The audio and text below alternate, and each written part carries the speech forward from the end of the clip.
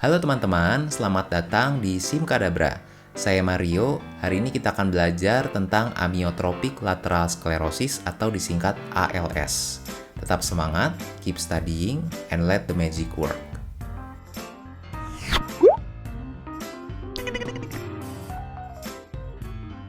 Oke, kali ini kita akan membahas tentang amyotrophic lateral sclerosis atau disingkat ALS ya teman-teman. Nah, kalau teman-teman tahu, ini penyakit yang cukup terkenal karena diderita oleh ilmuwan asal Inggris ya, yang bernama Stephen Hawking. Nah, SKDI kasus ini itu dua, artinya dokter umum diminta untuk bisa mendiagnosis, selanjutnya untuk tata laksananya pasiennya itu akan kita rujuk ya. Nah, kita masuk ke definisinya dulu. ALS ini ada nama lainnya, yaitu Lou Gehrig disease. Nah, ini harus diingat ya teman-teman, karena kadang di soal-soal yang keluar itu nama ini, bukan yang ALS. Nah, dia merupakan suatu penyakit neurodegeneratif yang mempengaruhi neuron motorik baik UMN maupun LMN. Nah, insidensinya cukup langka, yaitu 1,6 kasus per 100.000 orang dalam 1 tahun.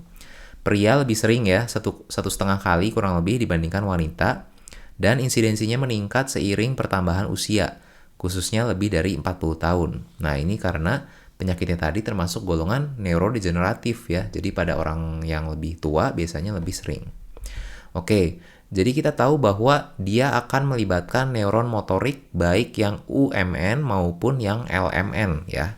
Nah, sekarang kita mau refresh dulu nih anatominya dari UMN dan LMN supaya nanti bisa lebih mengerti patofisiologinya ya teman-teman.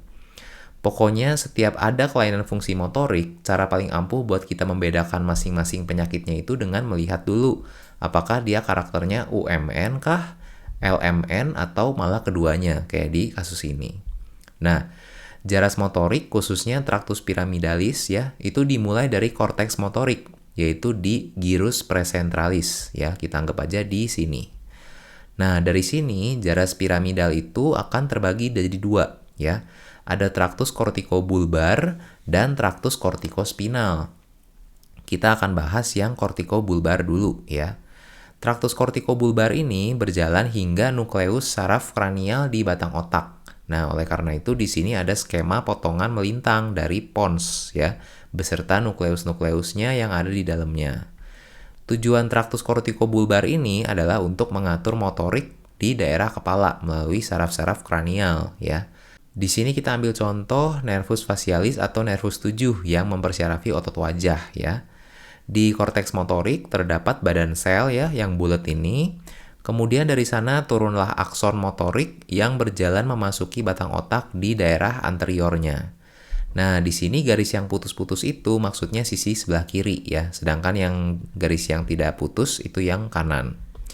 Nah, ketika sudah dekat dengan nukleus nervus facialis, akson ini akan menyilang ke sisi kontralateralnya, lalu dia akan bersinaps dengan badan sel dari neuron motorik yang kedua. Nah, barulah akson dari neuron motorik kedua ini keluar sebagai nervus facialis untuk mempersyarafi langsung otot-otot wajah.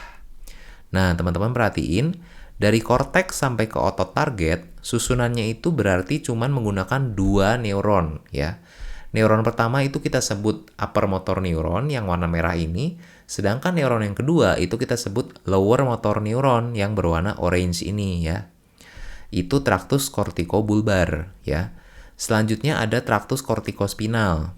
Nah, kalau traktus kortikospinal sesuai namanya dia akan berjalan sampai ke medula spinalis untuk mengurus motorik dari otot-otot tubuh dan ekstremitas.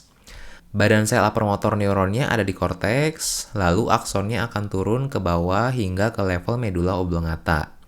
Di sana dia akan menyilang di decussatio piramidalis, baru kemudian turun lagi masuk ke dalam kolumna lateral medula spinalis. Nah, pada saat dia mau keluar sebagai syaraf spinal, dia akan masuk ke cornu ventral medula spinalis untuk bersinaps dengan badan sel lower motor neuronnya yang warna orange ya. Barulah keluar sebagai radix anterior. Nah, sebenarnya jaras motorik tidak sesederhana ini ya teman-teman, tapi di sini saya ilustrasikan secukupnya aja untuk menjaga kerapihan skemanya dan sistematikanya. Yang penting alur dari UMN ke LMN-nya sudah bisa kita lihat ya. Oke, sekarang pertanyaannya, berarti lesi di mana aja yang bisa menimbulkan parese motorik yang bersifat UMN maupun LMN, ya? Kalau yang UMN, tentunya lesi-lesi yang mengenai sepanjang jaras neuron yang merah ini, ya. Bisa di korteksnya, bisa di perjalanan menuju batang otak, misalnya di corona radiata atau di kapsula interna, ya.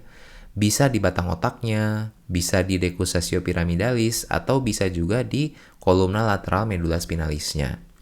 Nah, kalau yang LMN berarti lesinya ada di sepanjang jaras neuron kedua yang warna orange ini ya.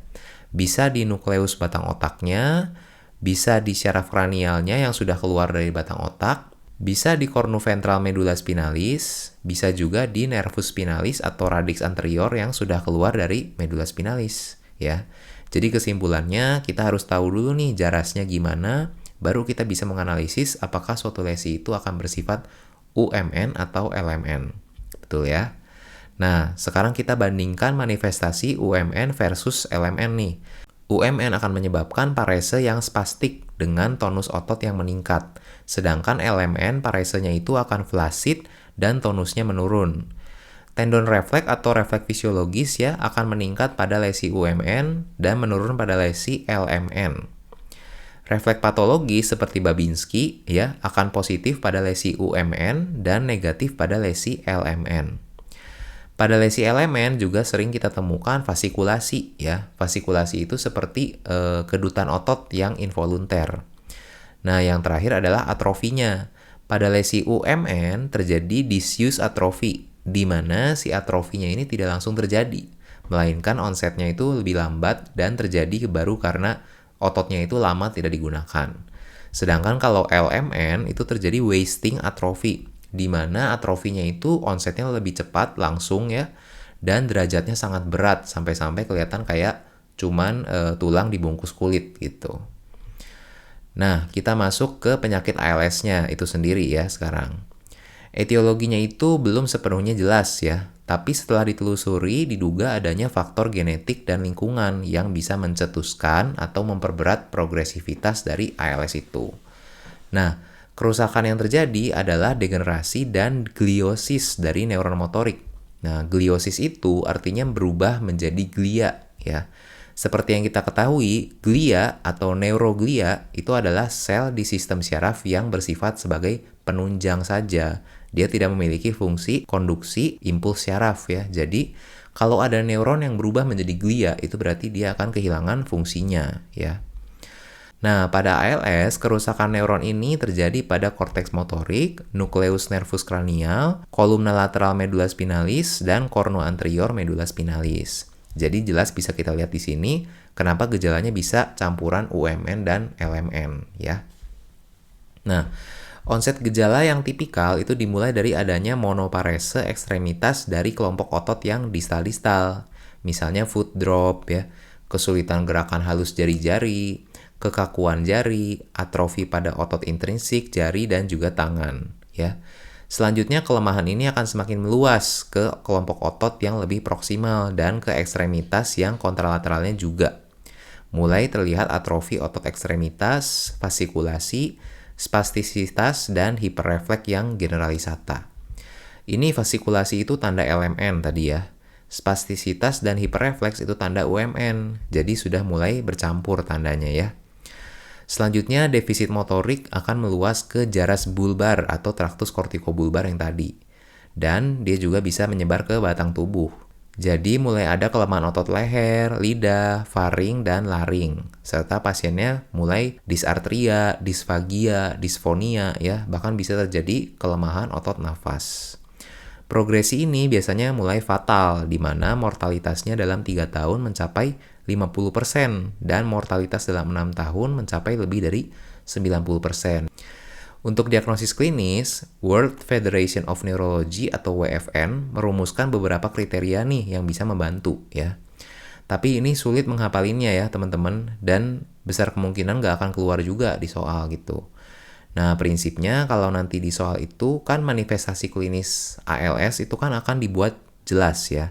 Jadi pasti akan ada tanda UMN dan LMN yang terjadi bersamaan di satu segmen tubuh.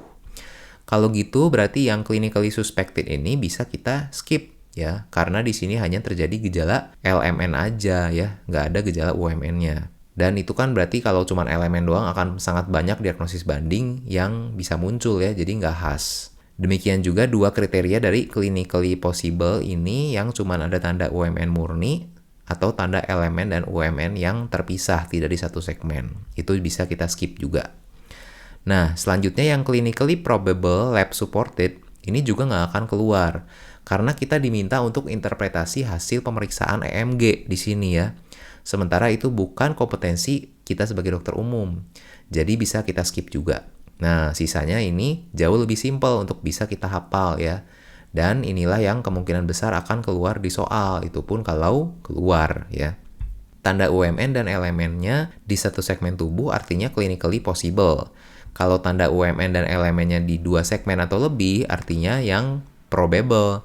Sedangkan tanda UMN dan elemen pada 3 segmen atau lebih artinya clinically definite. Gitu aja bedainnya ya. Nah, segitu aja tentang ALS. Sekarang kita akan bahas diagnosis bandingnya nih. Mungkin teman-teman agak bingung dengan banyaknya penyakit gangguan motorik ya. Cara untuk membedakannya masing-masing gimana. Nah, ini udah kita buatin tabel perbandingan. Kita juga udah urutin mana yang UMN, LMN, NMJ atau neuromuscular junction atau yang myogenik ya. Pertama ada ALS yang tadi ya. Dia disebabkan degenerasi dan gliosis neuron motorik UMN maupun LMN. Dan khasnya jelas ada tanda UMN dan LMN yang bersamaan pada satu segmen ya. Selanjutnya ada cerebral palsy. Di sini terjadi kerusakan SSP akibat berbagai faktor seperti kelahiran prematur atau riwayat asfiksia maupun trauma perinatal. Nah, gejalanya karena kerusakannya di SSP di otak ya, maka gejalanya akan bersifat UMN. Nah, pasiennya juga pasien anak, ada retardasi intelektual, serta kata kunci lainnya itu adalah scissoring gait, di mana kedua tungkai anaknya itu akan saling bersilangan seperti gunting gitu ya. Berikutnya ada multiple sclerosis. Di penyakit ini terjadi demyelinasi neuron pada SSP akibat proses autoimunitas ya. Nah, manifestasinya tidak terbatas pada motorik aja nih, bisa sensorik juga. Tapi kalau kena motorik, maka motoriknya yang UMN, karena dia letaknya ada di SSP. Khasnya, dia adalah defisit neurologis yang berpindah-pindah dan hilang timbul. Misalnya nih, terjadi periode serangan gangguan penglihatan. Setelah beberapa hari sampai minggu, terjadi recovery itu penglihatannya. Selang sebulan kemudian, terjadi lagi periode kelemahan otot disertai spasme misalnya di tangan. Nah, kemudian itu mengalami recovery lagi. Begitu terus berulang-ulang, nah itu adalah tanda khas dari multiple sclerosis atau MS. Selanjutnya ada poliomyelitis. Nah, ini biasanya pada anak-anak yang riwayat imunisasinya tidak lengkap ya. Sehingga bisa terjadi infeksi poliovirus yang merusak kornu ventral medula spinalis. Nah, kalau teman-teman ingat di bagan tadi ya, kornu ventral medula spinalis itu mengandung badan sel dari neuron LMN. Sehingga di sini akan terjadi parese motorik yang bersifat LMN juga. Nah, kuncinya itu dia asimetris. Jadi bisa aja kelemahan yang sisi kanan itu lebih parah daripada yang kiri. Atau onsetnya lebih awal gitu ya. Selanjutnya GBS atau Guillain-Barré syndrome. Di sini terjadi demyelinasi seperti MS tapi kejadiannya di sistem saraf tepi. Nah, hal ini disebabkan autoimunitas atau reaksi parainfeksi. Pasiennya biasanya ada riwayat infeksi sebelumnya, misalnya diare atau infeksi saluran nafas. Dan dia juga punya kaitan erat dengan bakteri yang namanya Campylobacter jejuni ya. Tapi sebenarnya dia bisa hubungannya dengan bakteri apapun. Gejalanya akan ada parese motorik LMN serta defisit sensorik yang simetris dan ascending. Jadi dia dari distal dulu ya, dari jari-jari, kemudian mulai merangkak naik ke tangan, ke proksimal, baru sampai ke badan. Nah, bedanya dengan polio, kalau polio itu tadi tidak simetris ya, dan tidak ada defisit sensorik, hanya motorik saja kalau polio. Nah, selanjutnya miastenia gravis ini akibat kerusakan reseptor asetilkolin pada neuromuscular junction ya teman-teman. NMJ itu persimpangan atau hubungan antara LMN dengan otot targetnya.